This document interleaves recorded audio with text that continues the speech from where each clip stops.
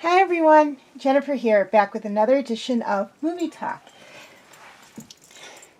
And this week's movie is one based off of a book I just finished reading and that I just did a review on. So if you watch my book talk reviews, you should know the name of the movie that we're going to be talking about this week. And that movie is Watership Down. A brave band of rabbits leaves their warren, fearing an unknown threat, and journey across the English countryside in search of a new home where they will be safe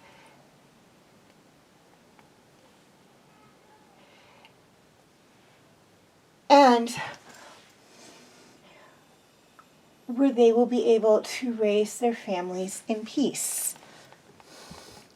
Okay, highlights of the movie. This movie was made back in 1978 and is a British animated adventure drama film. And it's based on the book by Richard Adams by the exact same name. And this movie tells the story of a warren of rabbits. Okay, things I liked about this movie. Well, if you saw my book talk review on Watership Down, then you know that I loved everything about the book. That being said, same thing about the movie. I loved everything about the movie.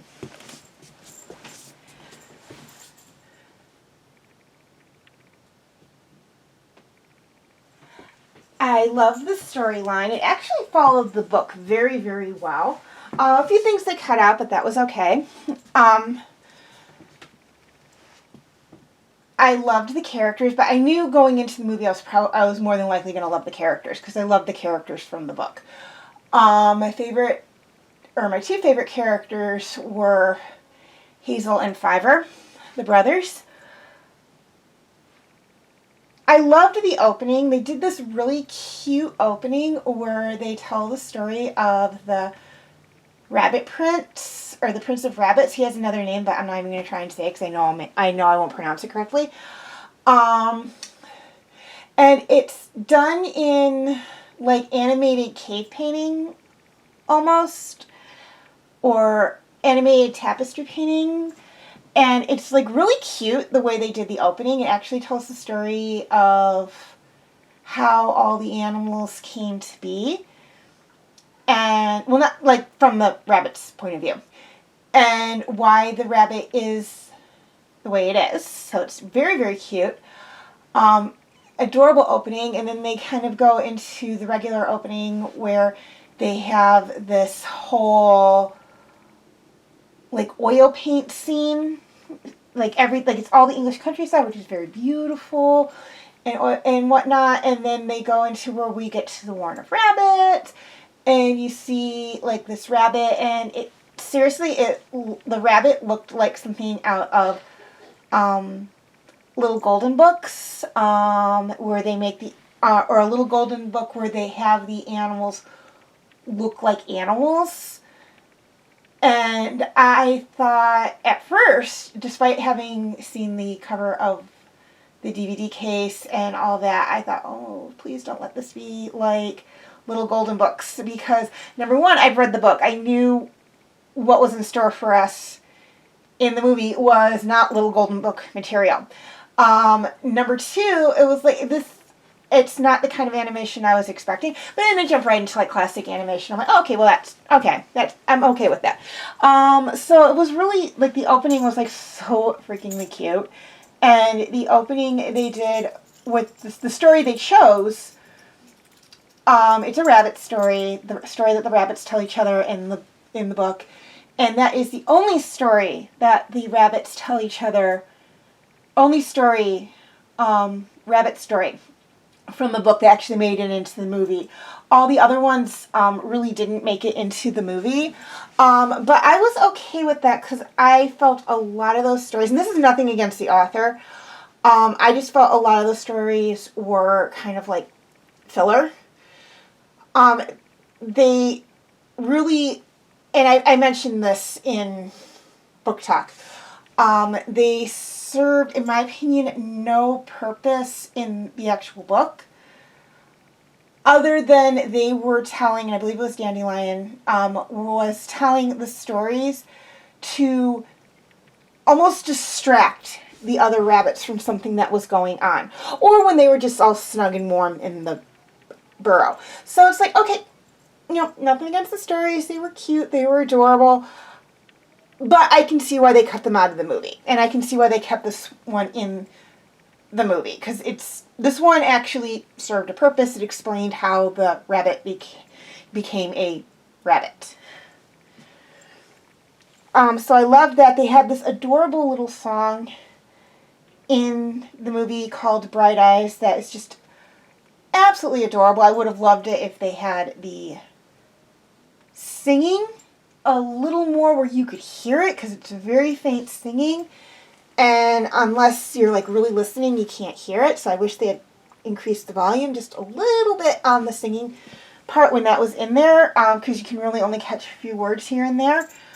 But again, during that scene, the song is not the focus of the scene. It's what's going on in the scene, and I think maybe they had the song down a little bit as to not distract from what's going on in the scene. And the song is just to cover up any audio that would so there's to act as, not cover up, but act as filler for any audio in that scene. But again, I like the song. The little bit I heard of the song, I absolutely love the song. Again, I wish they just had increased the volume on the song just a little bit, so we could hear the words a little bit better, but other than that, it was fine. And the ending was really, the ending was just like the ending in the book. It was just so freakingly adorable. And it's like the rabbits were just done so well that I just absolutely loved them. I had I had a problem with 2 rabbits, and one was Fiverr. I was like, okay, the other rabbits look like rabbits. He almost looks kind of like a cartoon rabbit a little bit, in my opinion, to a degree. So I was like, you made all the other rabbits, they look like, they're animated rabbits. You can tell they're animated rabbits, but they look like rabbits. And he almost looks like a rabbit that was from an Easter movie. He is very much more of an animated rabbit. And I would have preferred him to look like the others a little bit in style design, but again, that's just my opinion. And General Woundwort, I believe is what his name was. I did not like his design at all. I had, from reading the book, I had a very good mental image in my head of all the rabbits, of every single rabbit, even the ones that were not given names or were only in a small part of the book. I had a very good mental image of what they looked like in my head based on how Richard Adams described them, which, goes to show how much detail he put into describing them. And the way I pictured in my head what General Woundwort looked like was completely different from the way he looked in the movie. Plus, I was very disappointed that they did not go into the backstory on General Woundwort in the movie. They did in the book. Richard Adams did explain Woundwort's backstory in the book. I think it's explained in the first TV show that was made from the movie, or made from the book as well. Because there are 2 TV shows that were inspired by the book. And I believe they go into detail on his backstory in the first one. I don't know, I haven't seen either one of them. I believe in the first one they go into detail on his backstory a little bit. And they don't in the movie, so it's like you don't really understand what really motivates him and why he has his warren under the rules he has it under. So unless you read the book, it's kind of like what's going on here? Why is he doing this?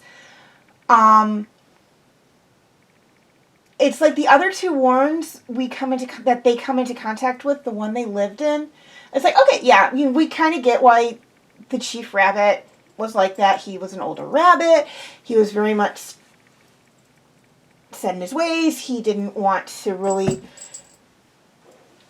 move the warren or anything. He didn't feel that there was any danger because they had lived there for so long, and yada, yada, yada, yada, yada. And then the other one, the first one, the warren they come into contact with on their way to Watership Down, they don't really explain it the way it's explained in the book, but you get the idea of what's going on in there and why those rabbits are the way they are. You don't really get that with Woundwort's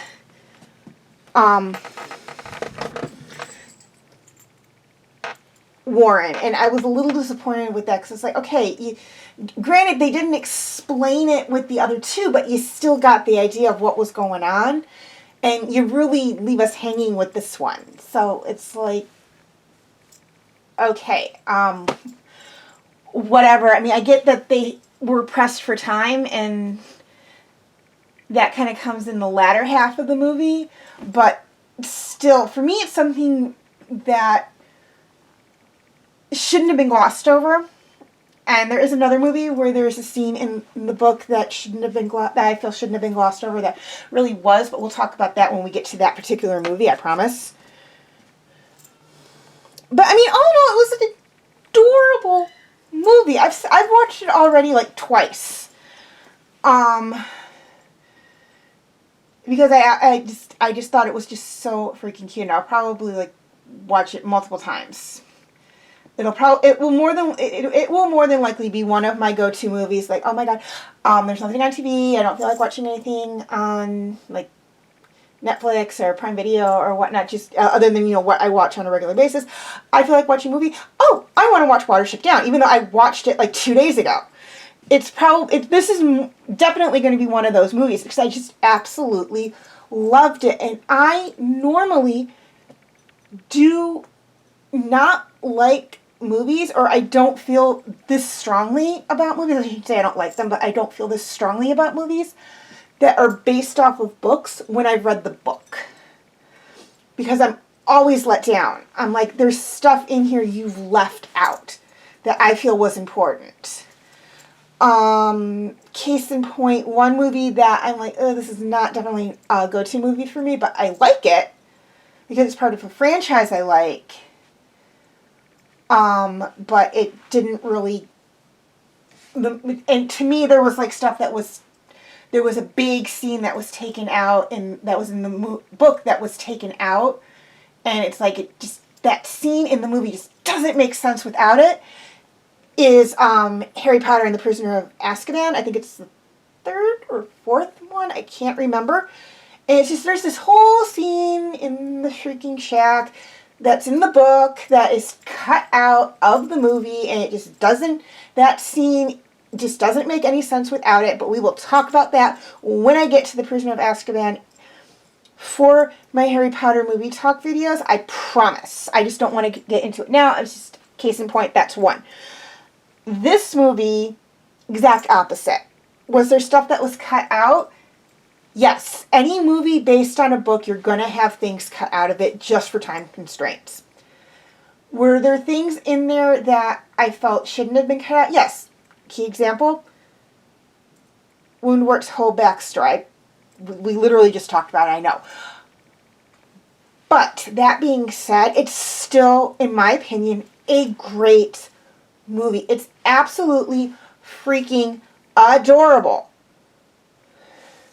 I absolutely love it. I feel it follows the book very well, despite what they had to cut out. It is so good. I recommend not only watching the movie, but reading the book as well. And really, like, I got this movie, like, around Christmas time, and I was just like, oh, I want to watch this movie. I want to watch this movie. I want to watch this movie so bad. But I was so near the end of the book, I was like, no, I can't watch it till I'm done with the book because it'll ruin the end of the book for me if I watch the movie first. So I had to wait almost a month to watch this movie just because I was that close to the end of the book. And I was just so afraid that if I watched the movie, it was going to ruin the book for me. And I was like so close to the end of the book. It's like, no, I can't do this. I cannot do this. Like Plague Dogs, I have the movie Plague Dogs and I have the book Plague Dogs, excuse me. Bleh. And I am reading the book right now, but I'm like so far at the beginning of the book that if I were to say maybe after this video, pop in Plague Dogs and watch that movie, it would not ruin the book for me because I am just so far ahead of it. By the time I get to the end of the book, I would have forgotten what happened at the end. So, just because, again, I'm reading that book at work, and I've only got like 15 minutes to like, 2 15-minute breaks to read the book. So, it's going to take me a while to get through the book, I know that. That's why I can do that. Now, if it was like something I was watching at home, I was reading at home, I was like, no, I would never do that. But yeah, it's just so cute and adorable, and I can't say anything more about it, other than I absolutely loved it. I loved it. I love the book. End of story. Okay, cast. This movie had a great cast of actors. I have basically all the rabbits that were journeyed to Watership Down that were in the movie. Not all the rabbits that were in the book, but the ones that were in the movie at least. 4 rabbits that came from the Warren at the end of the movie. And the seagull. There's a seagull in this movie. Because there's a seagull in the book. So I have him in there too. And they're all like really well done. At least one of them I know, and I know this just from when I accidentally typed in Plague Dogs the movie. One of the actors I know for a fact does the voice of one of the dogs, I believe, in Plague Dogs. But we'll talk about that when I do the movie.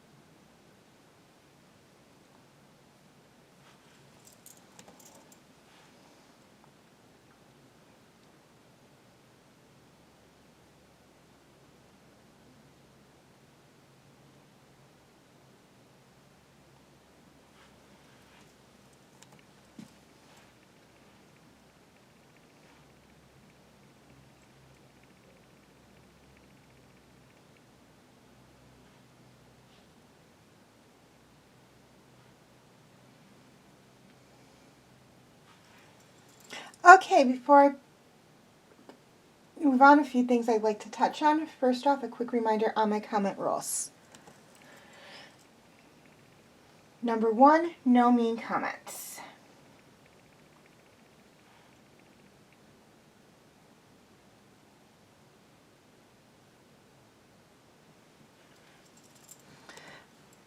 Number 2,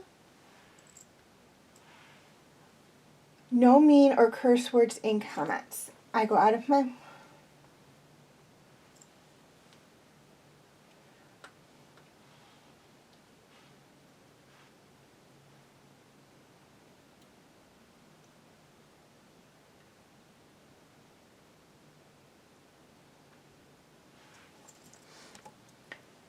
Third, I'm not opposed to debates, but please keep it civil.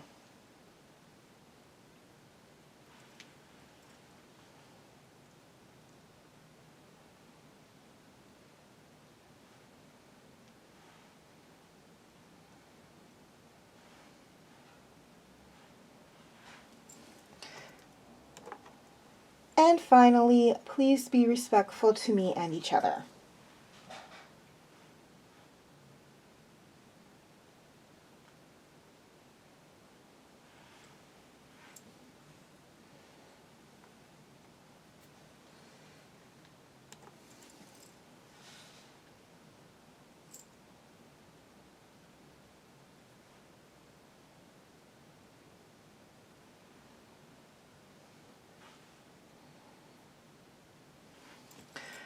Okay, please leave your comments and questions in the comment section. I do love to read those. Also, feel free to follow me on Wattpad, Tumblr, Instagram, and Twitter. I do have my name for those 4 sites right there on the screen, as well as the pictures I use for the icons. Please note that all pictures seen within this video do belong to their respective artists. I own absolutely nothing. And the links for any sites mentioned in this video will be in the description section if that makes it any easier for you to find me on those particular sites.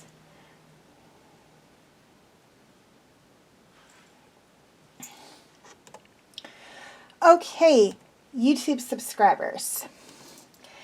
Any of my videos that cannot be found on YouTube are on my Facebook page.